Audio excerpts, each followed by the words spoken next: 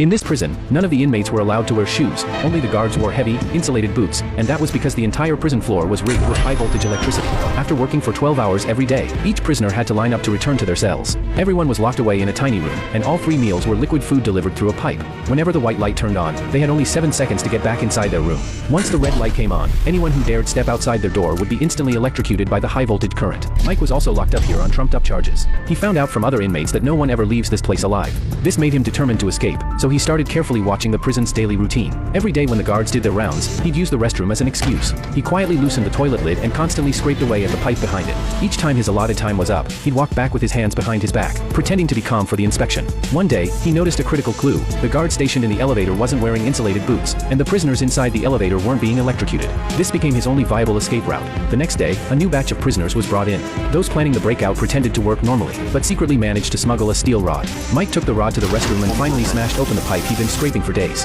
Meanwhile, the guards began escorting the new inmates. Water continuously seeped out of the broken pipe, quickly soaking the floor.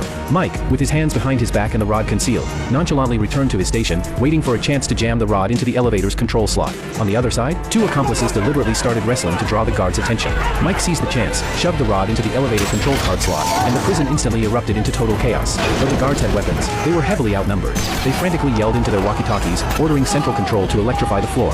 But the moment the current surged into the prison, the inmates leaped onto the tables. Those who weren't fast enough were instantly electrocuted and killed. However, the spreading water quickly caused a short circuit, completely crippling the entire electrical system. The remaining guards were totally helpless. The prisoners grabbed their weapons, stormed the control room, and shut down all security systems. The cell doors started opening one after another. But since the prison was built in the middle of a lake, the inmates had no other option. They all jumped into the water and swam hard toward the distant shore.